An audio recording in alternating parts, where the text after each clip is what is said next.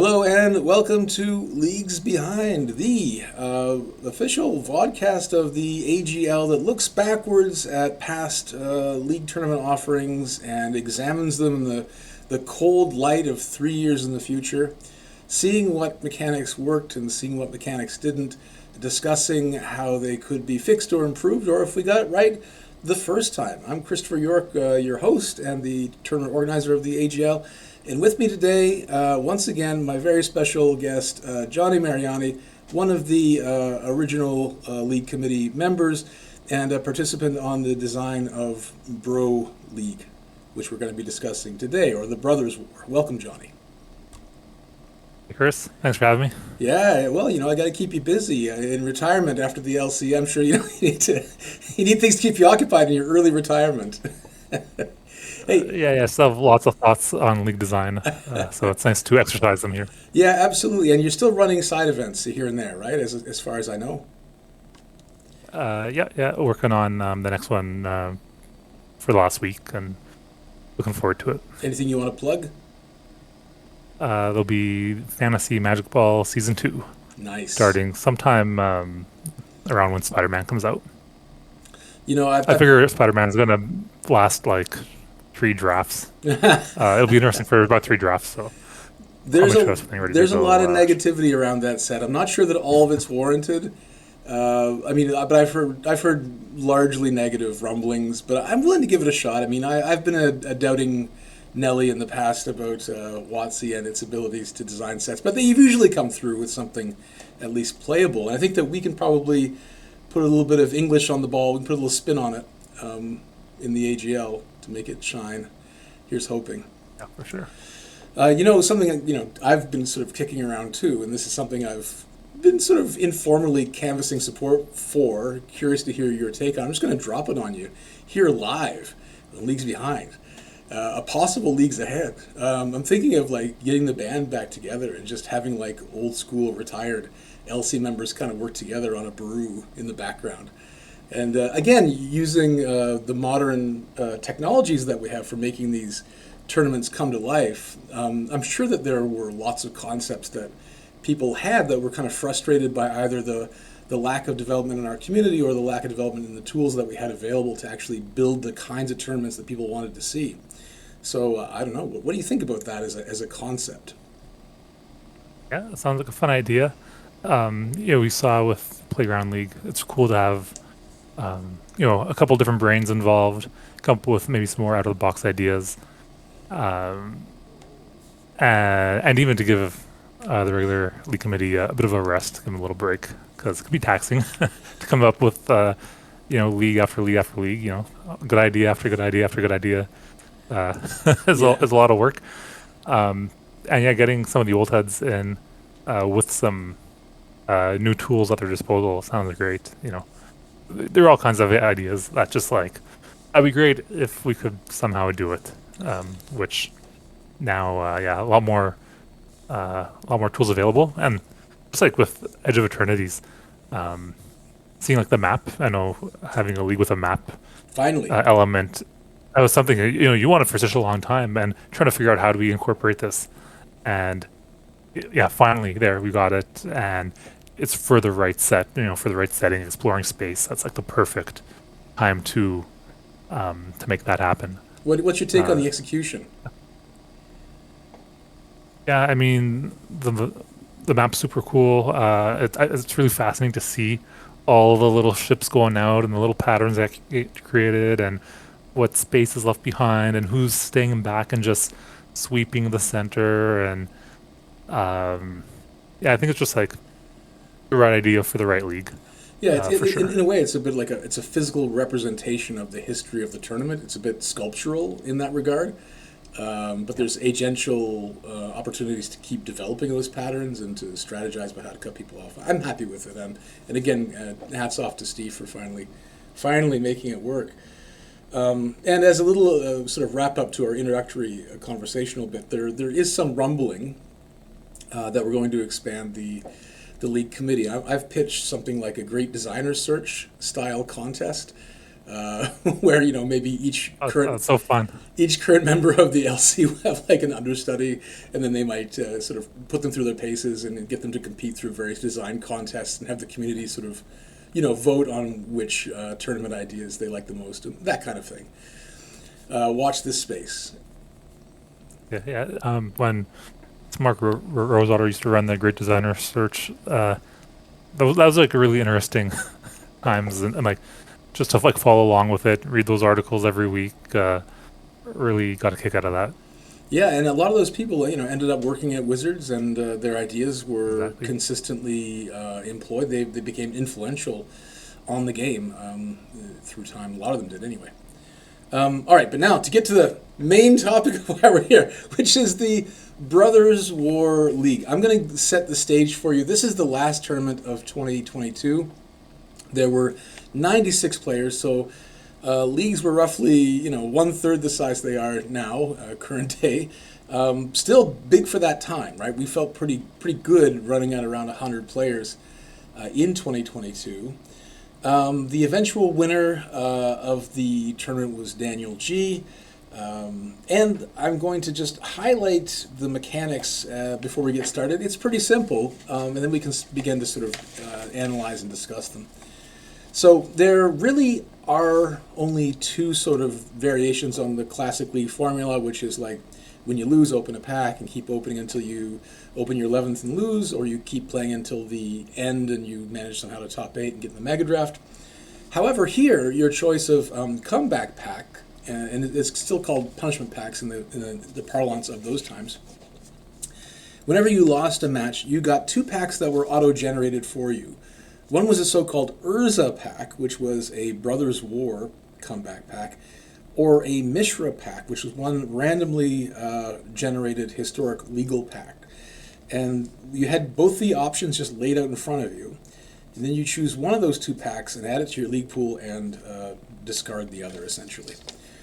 All right, let's start there with that mechanic, because that, I think, was pretty revolutionary for its time and led to, I think, a sort of renaissance in the way that we ran and designed tournaments.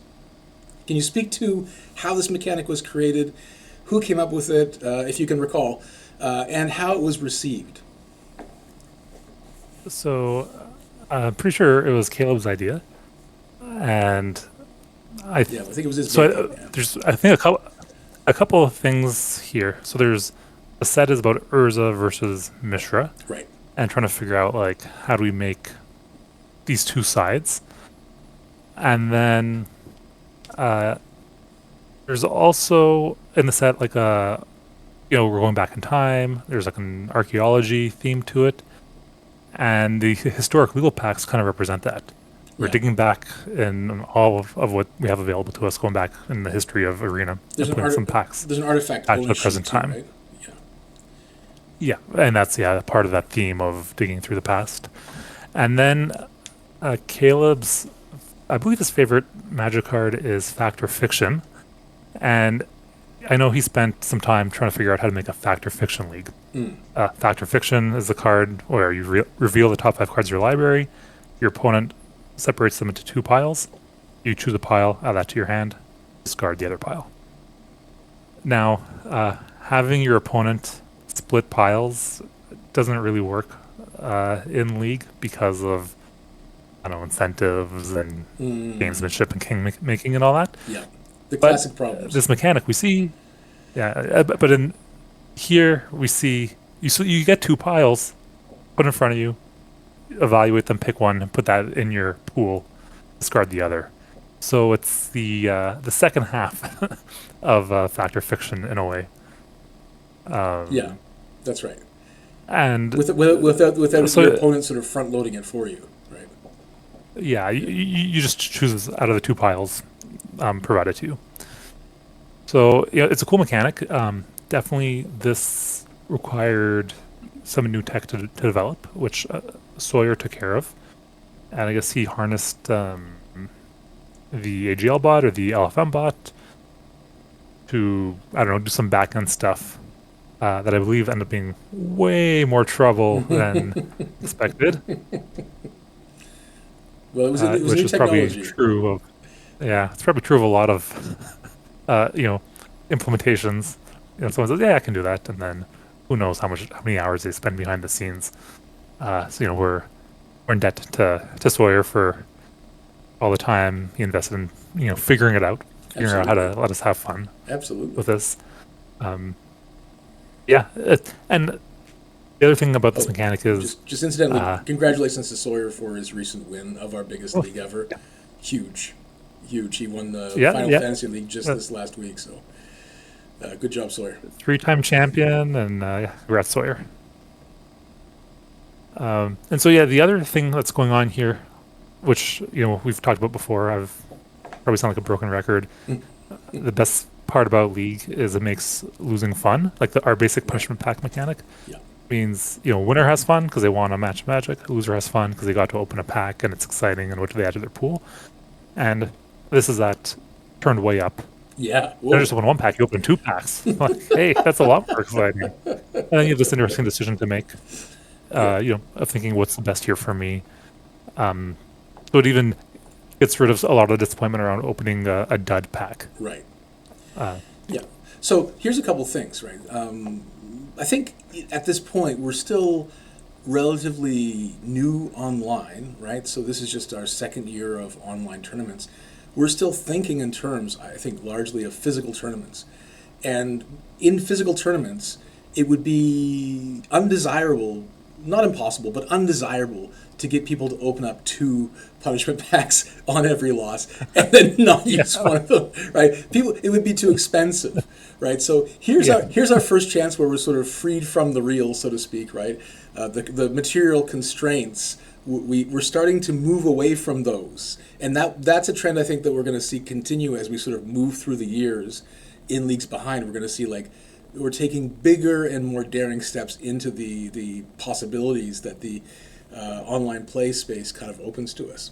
So I think that's kind of just an interesting like sociology of tournament design. Like we have two packs. Oh my God, double the dopamine. What I'm going to comment now on is that now choosing one of these, which is obviously better than the other for you, means that the comeback mechanic is twice as strong. And what do you think that what effect did that have? Do you think on the league? Was it noticeable? Was it undesirable? Did it lead to decks sort of like getting too streamlined too quickly? Was this something people commented on the time, if you recall? yeah. I definitely commented on it. Mm. I don't have a great experience this league. Uh, One, I didn't have a great performance, so Yeah, that's probably the real reason that I helps. didn't That love the helps. league. Uh, That helps. I've seen but that in the feedback column before. Yeah. then yeah, I also felt that maybe the power was too high. Because we do 16 packs, Right. 16 pack pool, and that's a lot of packs. But part of that in a normal league is some of those packs are duds, Right. and so they can't all be good. Because if they were all good, the decks were too strong. And so I felt here we really raised the floor, and even raised the ceiling a little bit too, to where it to me it felt like decks were too good, and too good at that time. Mm-hmm. Now any random Final Fantasy deck could beat the best Brothers War deck probably. Mm. But yeah, it's fun to get extra cards and to get good cards. Like the experience of getting that. Oh, I got a really good pack this time. Is a lot of fun, but it does come with a cost of gameplay. The best kept secret about Magic is that power doesn't equal fun, Right. and more power doesn't equal more fun. Right. We're playing a weird sealed format. We're not playing timeless or Right. vintage. And that's probably Um, why the decks start off so nerfed, right? 60 card sealed. You start off crippled, right? And that's part of yeah, and the I found that fun. really fun. Yeah. Yeah, I love week one and week two of league. So, um, but and, oh yeah, go on. so yeah, I felt like maybe there's a bit of a trade off here of where are we putting the fun, and Mm. to me it seemed like we're taking a little bit away from the games and putting it more in the post game pack opening pool building aspect. Let me ask you a question that's related to that then. So, do you think that this advantage is somewhat mitigated by the fact that the Mishra pack was always offset and random, right? So, like, you had usually the strategy in League is if you can stay on set, you have a choice to. Usually, it's correct to stay because of either parasitic or synergistic design within the set. More of the same usually ends up being better. Um, does the fact that the other pack that's being offered is usually offset and off base and undesirable, does that mitigate the juice somewhat that the decks would get normally out of having two? Like, let's say for example we had two Brothers War packs instead of one randomly Oh generated yeah, historic that would pack. be way too much. Yeah. Yeah, around the historic, a lot of those packs are going to be junk. I don't know if we had actual stats on how many of each side were taken, but definitely historic. When you're rolling a Ravnica Allegiance pack, like don't even don't even look at it. Don't bother reading the cards. Like just take the Brothers War pack. And even if you roll a good pack of a good set, once you say, oh well, these synergies don't work for me, you're still you're leaning very far towards the Brothers War pack anyway. And Mhm. so sometimes it comes down to, is there a bomb rare in my work pack?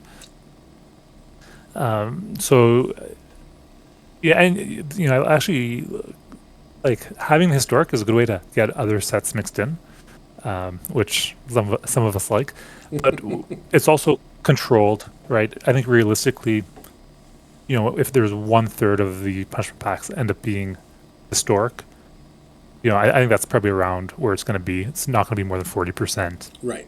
Might get as low as 20, but I think that's like in the healthy mix area. Yeah, I think that's what Um, we sort of agreed on more or less as an LC in the sort of modern era is that roughly, if you can go between 75 and 60% of main set packs, that seems to be the sweet spot in terms of just like keeping the league distinct in terms of its identity from other leagues that are around it and keep it, roughly related to the set. If you go any lower on the main set, and if you take out, like, let's say it's 90% of one set, there's just a little flavoring that's not really enough to have it, like, that's a bonus sheet essentially. Not really enough to give it much flavoring. So I think that you're right. This was probably the right amount of offset packs that would get absorbed into decks over time. and what's funny is, if I could make a suggestion now, if we like, okay, this league was like, it was the right thing at that time. Right. But if we were going to rerun this league, Yeah. uh, I'd be really interested in altering the packs a little bit and moving the bonus sheet artifacts, take them out of the Brothers War packs, and add them to the historic legal packs instead, in order to make it a bit more balanced, to give the historic packs a little something extra, and to you take the Brothers War packs down a little bit, so that when you do roll the packs, maybe the decision is a bit closer. A few more of the historic packs get taken, and I think it would fit thematically also because the bonus sheet are these, old artifacts from the past, from Magic's past. So let's put them in the old packs from the past. Yeah, and that's the technology we have now that we didn't have then. I don't Yeah. think. Yeah. So now we have the technology. We have the will, I guess, to make packs like we saw in Final Fantasy, where each slot is dedicated and generated separately from each other. So that's something that we probably could do now if we thought it was desirable. But the mix of packs that are in historic might it may like if you open up MH3 or Oh, yeah. OTJ, those kinds of really juiced sets, or even War of the Spark. Maybe it's not even a close contest with Brothers War, right? Yeah, we couldn't do the like anything in historic that's in historic now. If we did anything that was in historic when Brothers War Right. was out, Yes. that Yes. would work. Yeah. Yeah. Is there anything else that you well before we get into anything else you'd like to change? I should say that your front lighting's gone out, so you're going to be a silhouette unless you give yourself some lighting from the front. So the light just changed fairly dramatically there for some reason. But in yeah, there you go. That's better. We got some light in your face now. But in the other The only other rule of this league, I think, that's distinct from the sort of vanilla or French vanilla formulation, is that we had a custom mega draft. So let's talk about that. We were again sort of working with a two faction league, but we're doing it differently than the vampire families that Caleb designed for Crimson Vow. So we wanted to say, okay, people are choosing Urza or Mishra. They're choosing either, the past or the future or the present, I should say. And so, how do we make these, how do we make these decisions sort of cumulatively count? How do we make them interesting? And we decided that we would make the mega draft sort of relate to the flavor. So here's how it works. At the end of the main tournament, the highest ranked top 8 player who's opened the most Urza packs gets to remove one of the following sets from the Mega Draft, which was standard at the time. Midnight Hunt, Crimson Vow, Neon Dynasty, Streets of New Capenna, or Dominaria United. So in other words, our Urza gets to sort of blast something, exile something out of existence, which was kind of his thing in the story, I believe. I'm not a huge lore follower, but I do remember Urza blasting some stuff. Sounds right. Yeah, it sounds like him. Then There's a card called Urza's Ruinous Blast. Yeah. So I think you're. I think I'm on point, yeah. Then the top 8 player who's opened the most Mishra packs, remember those are the offset ones, gets to insert a non-standard historic legal pack of their choice into the Mega Draft in the position of their choosing. So they got to kind of dig back into any set in the past that was their favorite and stick it into the draft at any point they liked after Brothers War. Of course, the Brothers War have to start the draft, and then their chosen pack would go into it. So in other words, there's a little bit of agency in sort of designing the Mega Draft. Not a lot, but do you think this is an interesting sort of mechanic? Because I think the choose between two pack mechanics is so easy to grasp and intuitive. Easy to work with. I think the idea was we could probably sneak a little something in here that's extra. Do you think this was a meaningful exercise of player agency, or do you think we probably could have done without this? I like having it in there. Give a bit more flavor to it. This might be the first time we really experimented with changing the Mega Draft format. So I like that. And it's something that now has been done a lot since then. But maybe the thing is, like, when you're playing the league, whether you're taking more Mishra or more Urza is just like packs that are rolled. Yeah. And that doesn't really connect to, at the end, like, oh, I'm the one who gets to choose this? Right. Like, oh, okay. Yeah, you're it feels very random, unconnected. You're right. You're not choosing Mishra just to be the one who gets to stick their favorite set in the Mega Draft. But if it happens to turn out that way, you kind of feel like you won the lottery, I guess. Yeah, and, in the end, it's a little choice. It's fun. It's, it's fair. It's, I make a decision, but it affects everyone at the table equally. So that's okay. So, yeah, I think it's a nice touch. And it was a little funny. So I guess Crimson Vow was a set that was taken out, which makes sense. At the time that was like considered the most powerful set. Super bomby. And then the set that was added in was Ravnica Allegiance, which is probably one of the worst sets we have access to. So it sounds like somebody was so trolling. I don't remember the exact reasoning. Yeah, which is always the risk when you do, let players make a decision like that. Yeah. But it's fine. It's a little joke, and it's just that's how the draft is. Yeah, it's kind of like letting the public name your ferry Tuggy McTugboat or whatever. Yeah. Well, you get what you ask for, or what you allow. Yeah. So now here comes it's like letting your players draw phallic images on your space diagram. Well, that might happen still. Exactly. Has that happened already? Have people explored space to make a giant space dong? It'll be there soon. Yeah, you've willed it into existence, I think, Johnny, just by uttering the words. Well, I guess we'll wait and see now. Week 2 is coming up. We'll see if someone gets to it. I guess the fact that each spaceship has 6 different pilots makes drawing space wangs less likely. You'd have to really coordinate. You have to get your whole team behind it. maybe get another team two to come, with like the other side of it, or I don't know. Yeah, I'm getting too far into this thought experiment now. All right, so let's go back to the main question here, which is, look, so you've hinted a little bit about this already, but if we had to do this differently, we had to do this today, what would you do differently? I think your suggestion was to sort of take the historic card from back then and sort of append it to the Mishra pack to make the choice tougher, to make it more interesting. Yep. Is that the only thing that you would do differently? So keeping the same basic design, I think that would be a nice touch. If we were to come back to the set Brothers War totally fresh, I think one issue, like a weird thematic issue at this league, is that it's the bitter war between Urza and Mishra. It's this war that has huge consequences. It's equivalent to our World War One, according to the lore.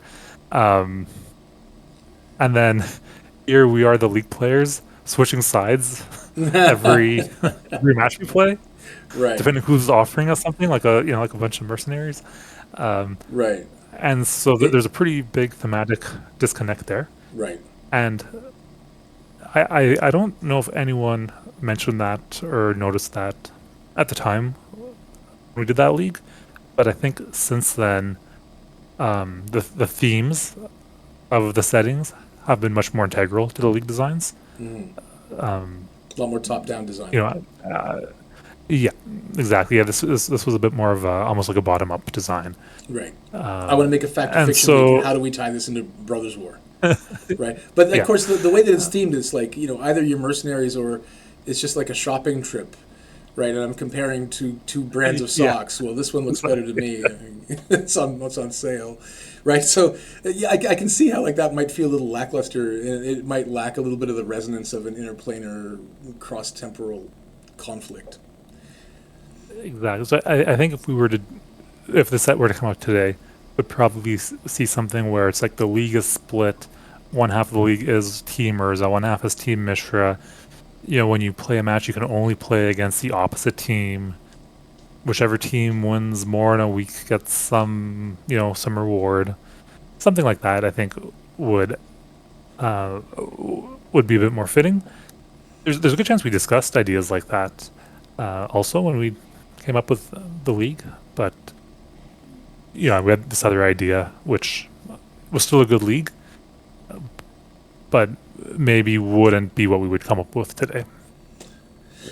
Yeah, I think the sense for us was like I think change happened more slowly is my sort of sense going back through these tournaments one by one as I have with the help of co-hosts like yourself. Um, I'm realizing that we were a lot more conservative about the steps we made and the risks we took. Is this going to blow up everything or are we going to be okay? And this one looked like it was going to be. It was already ambitious enough, I think, technologically, that this felt like a big step. I think at the time, it's almost like we didn't want to distract from the fact that this is like, and I think too there was a worry about stepping over the same two-team threshold that we stepped across with the historically recent Crimson Vow League, where you're either the House of Voldaren or the House Markov, and you're splitting the server again between two big factions. And But yeah, that's good point. That's probably a good reason against having Team Urza versus Team Mishra. Yeah.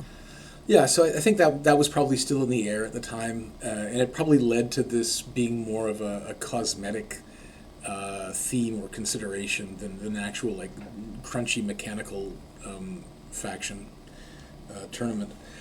I know that we did other things on this line. Like I think that maybe a set or two after this, we did the mechanic where there's the same kind of choose between two packs idea, but the pack you could either choose the pack that you knew, or you could get a face down pack of something else, right? Like an Yeah, unopened those pack. Shadows over Innistrad, where you like investigate, as in Yeah. like okay, keep looking into it further and look at the other pack.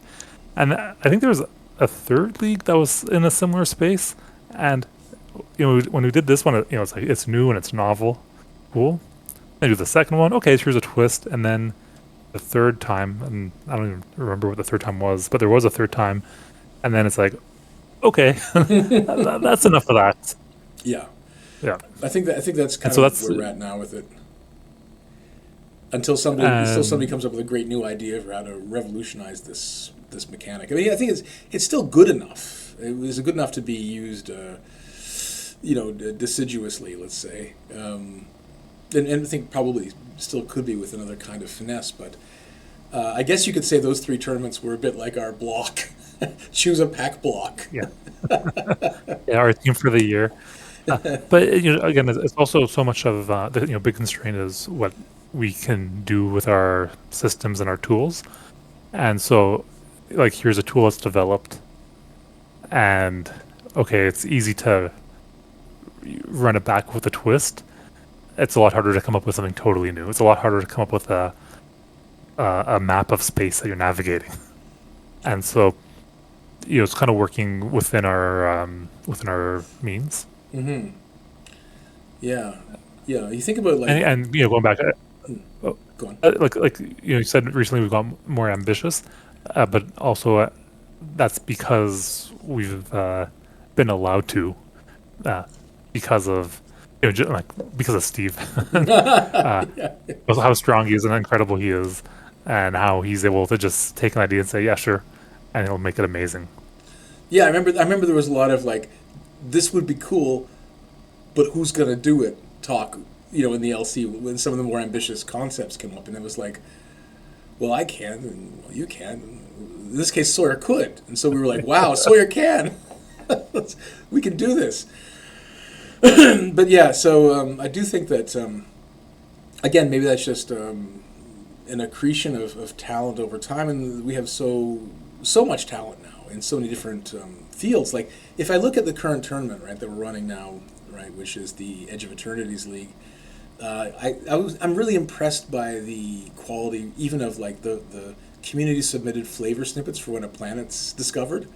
Some really good writing going Yeah, on there, and just like it's fun to see people, throwing in their 2 cents or helping build this sort of vast world that no one person could have really uh, thought of all on their own, right? You can't write in 35 different writing styles and make it all compelling, but as a community, you can. And I feel like every time we open up a new planet, it's a bit like an advent calendar, right? It's like, ooh, yeah, there's a new tasty chocolate in there. That's great. It's that's a good way of putting it. different shape than the other. And I do think like there's a little bit of discussion on the server right now about whether or not, for instance, the rate of planetary collapse is done correctly.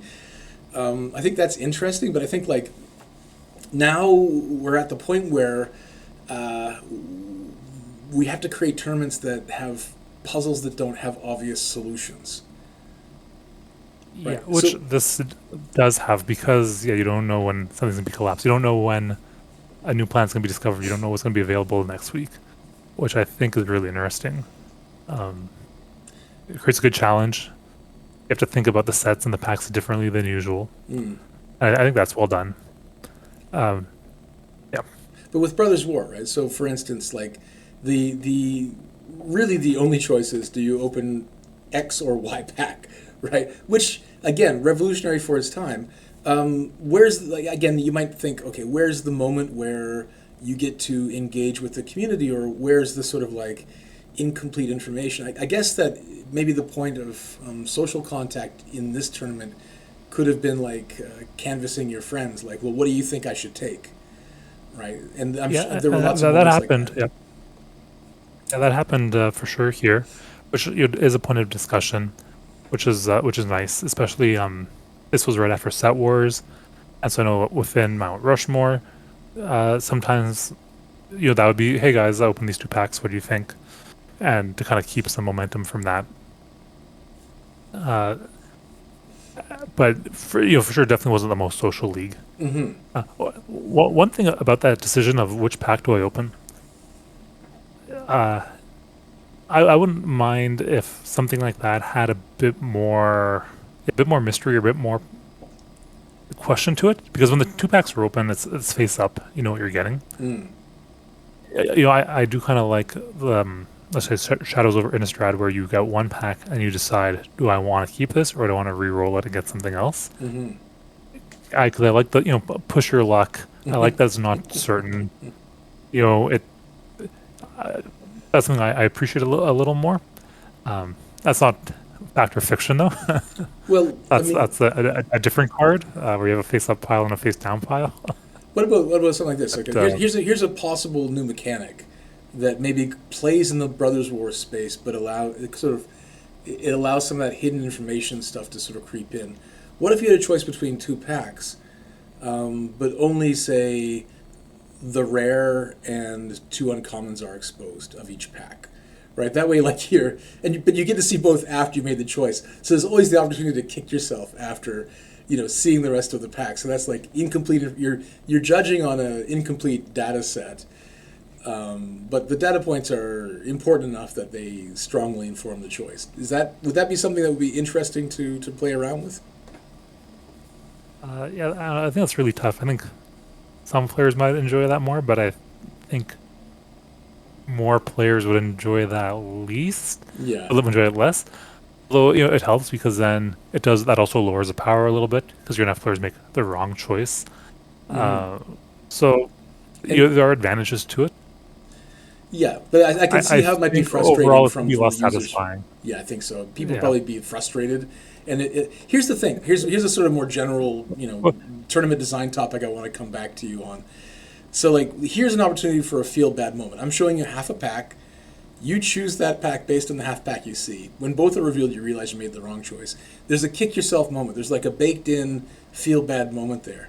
My question to you, and this is a yeah. more general design question, which we still debate today, is should we bake in feel bad moments to our tournaments, or should it all be feel good all the time? I put the question to you, Johnny. Okay. Okay. So I definitely think there's room for feel bad. I hate the term feels bad, Yeah. and I hate how it's like having that as taboo or Right. um Nobody should ever feel bad ever and for anything. yeah. I'm a little older, not as old as you, but I feel like we're of a generation that's Ouch. different than yeah. We feel a bit different than maybe 20-year-olds might feel about that sort of thing. We're raised differently. Um, and so I think I don't think everything has to be upside all the time. Right. Um, I mean, one thing though, you're probably okay, of the age like where in the playground you played knuckles, right? Where you're beating each other's hands oh with yeah, your yeah, fists, and that's your idea of yeah, fun, right? And that's feel good, feel bad at the same time. Like it's not. You remember that, right? And you just leave the yeah. I playground remember with that. you both have raw knuckles that be red, What a and dumb idea, but I that's how we remember it. entertain ourselves. Yeah, that was before Magic. Yeah, That was entertainment before Magic. but Just hammering your fists on each other. So yeah, I do uh, think if it like wasn't for Magic, we'd be designing Bloody Knuckles leagues. now we use a hammer in this tournament. Yeah. New tech. No, but But going back to the original question, yeah, or before, like, let's say we're talking about like, what if you see half the pack? What if we take that a step forward or a step further and say, here's two face down packs. Pick one. Okay, you pick one, and then you reveal the other one, and like, haha, loser, you missed this one. And, like, there's like nothing good there, right. and Yeah, it's only bad half the time. Like half the time, it's just bad, and there's no upside. yeah, And so I feel like the idea of like, well, what if we just show you part of the pack is kind of leaning in that direction. It's not all the way in that yeah, direction, yeah. but I think it's worse than seeing a full pack and making a more informed decision. But I mean, if you think about it, like every time you get a randomly generated pack in League, a comeback pack, you can compare it to the set of all possible hypothetical comeback packs that could have been generated, and it's going to be worse than some and better than others. The whole mechanic of like choose a face down pack and then reveal them all, you're just seeing two other packs that could have been generated, right? So in other words, like there's the psychology of it is feel bad, but it's no different than just opening a random comeback pack. Yeah, Really, but it feels so. it's so much worse. Yeah, like, there's no upside. We're just pissing people off. Yeah, there's some discussion. I think it's Zeke led to start designing for an unleague, an un-AGL league, where we sort of take the tournament series worst mechanics and revive them in really bizarre ways. I don't know if we're quite that big yet where we can start publishing novelty tournaments that just to mock ourselves and celebrate our history, but maybe someday it might be good to be in that position. I'm not sure. I've always found the unsets, for example, to be a little bit self-indulgent and a little bit on the cringe side. So I don't know. Maybe we could make it work for AGL someday for a 3-week league, but I don't know. Wouldn't hold your breath. I don't know if there's an unset I've drafted more than twice. Yeah. It's fun for the first night, and then okay, I got the joke. Yeah. Let's move on. Yeah. So the feel badness of things. So Adam is, I think, that probably on the dark side with us. Johnny, I think, is Adam S on the league committee. That might be it. It might just be me and Adam arguing for things that might feel bad. Like, for example, in Plane Chase, the league that I was mostly involved in designing, because I was just obsessed with making this work for years and years, I came up with a plane. You might recall this. It was like, you get no comeback pack. If you lose this week, you're screwed. Just no comeback pack. And I remember fighting for this to be included, just because I wanted the potential for something really off-putting and upsetting to occur in order to make the roll of the die of which plane you ended up on to be more exciting, to be more meaningful, and to have like really good things be possible and really bad things be possible. And allowing every time you don't roll that plane, you'll be relieved. It makes all the other planes taste better. Yeah, I think so, right? And that's the thing. Like, that's the sort of like idea behind the culinary arts. You would never think that you put salt in a cake, but you do, just a little bit, and it makes the cake taste better, right? Even like, well, in that specific example, on if you're on that plane, yeah, it feels worse to lose. It also feels better to win. 'Cause Yeah. now when you're playing, there's the extra tension. Like, oh, I have to win this match. Losing is so bad, and so there's some downside, but there's also, like, for one player, but there's also upside for another player.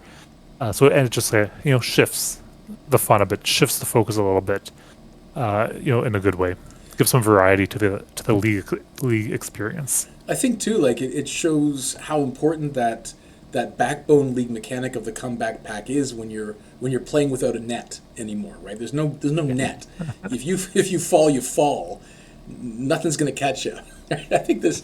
So I'm hoping that if there ever is, I mean, the second Plane Chase was less well received. If there ever is a third one, I think I'm going to have to work with Adam to start to politically work the LC to allow in at least some what they would call feel bads to sort of keep the spice brewing. And a new twist. Yeah, exactly.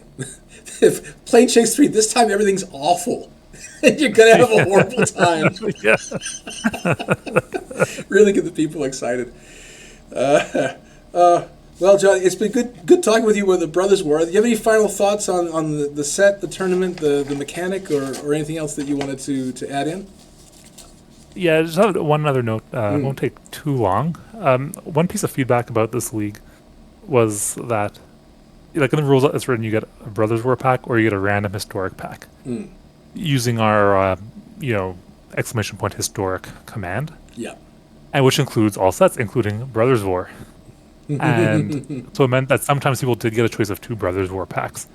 And, to me, I'm like, well, it's a little weird that happens, but it's fine. Like, it's in your favor if you get the choice between that, right? Because the Brothers War is the best it's the best possible roll you can get. So it's just upside for you if you get rolled Brothers War as your random historic pack. Right. But I was really surprised at the amount of feedback we got from people who didn't like that or were disappointed when they got a Brothers War pack, which I think might be like the point of view of the player, like a spiky player. Mm-hmm. You want the Brothers War pack rolled, but more of a Flavor. Vorthos player or a player because if cares about flavor would, I think, rather see the other stuff because maybe it seems more exciting or more novel. And like I don't agree with the feedback at all. But Well, you are the spiky guy, right? like, You're the spiky side. yeah, I'm like, anyone who complains about this is just wrong. But it, I think, shows how our leagues do appeal to different types of players and do need to take that into consideration. Um, So if you had to do it again, because even something like, would you change it so that the historic command excluded Brothers War in order to accommodate those yeah, intuitions and to fit the flavor, etc.? yeah, I guess so. And yeah, it would be better flavor, right? Because it's like, well, Urza is Brothers War and Mishra is everything else, Yeah, but also Brothers War. Like that, that, that, that yeah, doesn't make sense. yeah. But I think that maybe back then there was some concern about like preventing the bot from operating certain side events that you might need the historic command for. So if we disable the historic command for the main league, maybe we lose some functionality in the side events. I'm not sure what the argument was at the time. I think I was probably on the Yeah, it's like, Vorthos side of well, this debate, if I recall correctly. I probably wanted yeah, the Brothers War to be excluded if possible, but I can also see justifications for keeping the bot tidy. But that's a more of a practical concern than a theoretical concern. I think it may have just been like how the rules were written, and like, well, that's what we wrote, that's what we're gonna do, and also maybe this is how the bot works, is what we're gonna stick with, instead of let's go bother Francesco to come up with a custom command for us that cuts out this one set. Uh, and I think that was maybe the main justification. Yeah, I mean, we don't want to. I mean, where possible, we want to design ambitious tournament mechanics while at the same time not unfairly impinging on anybody's free time because Yeah, everyone's doing this as a labor of love. So yeah, and Francesco's still doing his bit to keep things chugging along, right? He's still kind of updating his bot with the latest sets for us. So thanks to him for that, and we still see him around the server now and again, which is great. Yeah, I mean, he's one of our legacy contributors from a very early time. Helped us out with the bot, the pack generating bot, Booster Tutor. So yeah, that's it's a amazing that he still updates it for us years later. yes. Cheers to Really appreciate that. Francesco. Yeah, and if you see him on the bot, then you probably if you can just give him some encouraging words. I think that that's probably good. Some people have contributed to his coffee site, which is also great. People are also prompting Steve to do the same because I think that people realize like not only is the coding hard, probably the hardest part of the whole thing, but it's also time consuming, right? And it requires technical expertise, which is not free to get. So I think people are rightly, gearing up to support people who contribute in this way, which is fantastic. And I mean, it's almost like the legend of Steve. He's sort of approaching kind of some sort of LC superstardom, right? At this point, Yep. he's just done so much amazing stuff that like it's hard to you can't deny him his flowers, right? His Yep. they're deserved. All right. Anecdotally, Mm. at so sorry, one last thing. Yeah, of course, of So at course. AGL Con last month at Caleb's family's cottage, there was, I think it was the first day or the second day. At one point, a whole bunch of people sitting around the dock. Beautiful day, great weather on the water, and I don't know there's like 8 of us or something, and we're just talking about how amazing Steve is for an extended amount of time, for at least half an hour. And it was like, I wish we could hear or know that this is happening because like we could be swimming, we probably were drinking, but we could be boating, playing Magic, whatever, and we just want to gush over Steve and how appreciative we are for him. Um, That's really cool. yeah, That's really cool. And yeah, that's another thing that I guess we were talking about pre-recording, but we should also kind of shout out on the recording is that these so-called AGL cons where people meet up. It's a great feature of our league, and as I said to you before, I'm going to try to encourage Lotto to include a line on the next form for the league registration that we put out, which will be for Spider-Man. A line which says what city you're in if you want to, right? So that if people want to get a hold of you, if you just kind of happen to see, for example, that I'm in Vancouver, when you look in a certain column in the spreadsheet and you want to like say, hey, do you want to get together and go to Stronghold for a pre-release or whatever, that'll become easier to do in whatever city you're in. You can maybe make connections more easily in that way, and that's a sort of like an extra service that we can provide. I think that doesn't cause any trouble. If you want to opt out, you don't have to put your city in. But if you want that functionality without giving too much information about yourself, you can do that, right? And sort of make a little community for yourself in that way. So I think that, in theory, will create more opportunities for social engagement on this platform and have other sort of AGL Con-like events pop up like mushrooms around the globe, and maybe help people connect face to face in a different way than they would if they just stayed online. So we're bringing it back to in paper play, slowly, right? As well as supporting the cool. Yeah, with an amazing arc. Yeah. All right, Johnny. Well, thanks a lot for your time. It's been a pleasure to chat with you as usual, and I appreciate your insight on Brothers War and your musings more generally about the tournament series. Thanks, Chris. That was fun. Really liked it. Until next time.